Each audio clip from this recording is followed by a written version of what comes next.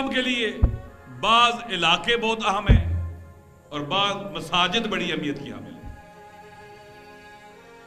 Yemen बहुत अहम है।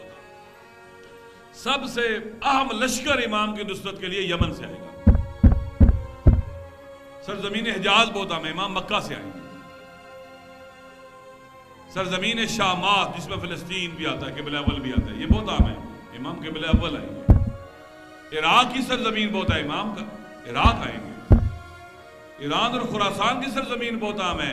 एक बड़ा लश्कर खुरासान से निकलेगा, हजारों पर मुश्तमिल, जो 6 साल लड़ते लड़ते लड़ते ज़हूर के वक्त मक्का पहुंचेगा, जाके बैत करेगा। इमाम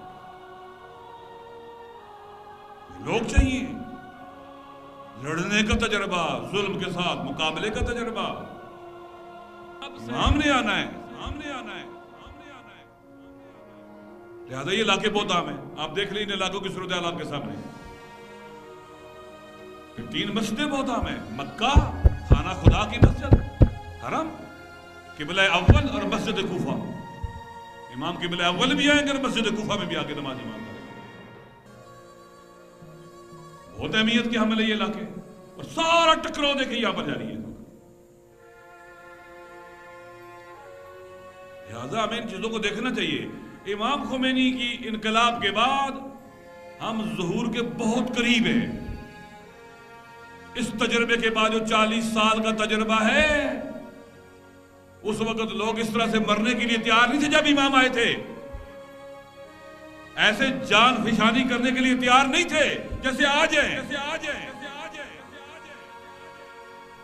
इस तरह से लोगों की हालत नहीं थी, डरे हुए, सहमे हुए, जैसे मैंने पहले कहा।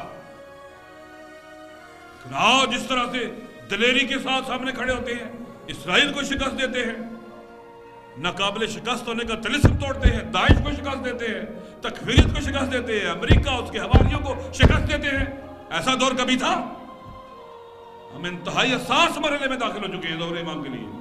जैसे हजरत याकूब अलैहिस्सलाम ने 10 साल हजरत यूसुफ को नहीं देखा था, अचानक कहने लगे एक दिन के मैं महसूस कर रहा हूं यूसुफ को, इंतजार था यूसुफ का उन्हें। हम ज़हूर इमाम का वक्त तो नहीं बता सकते, लेकिन महसूस कर सकते हैं अभी।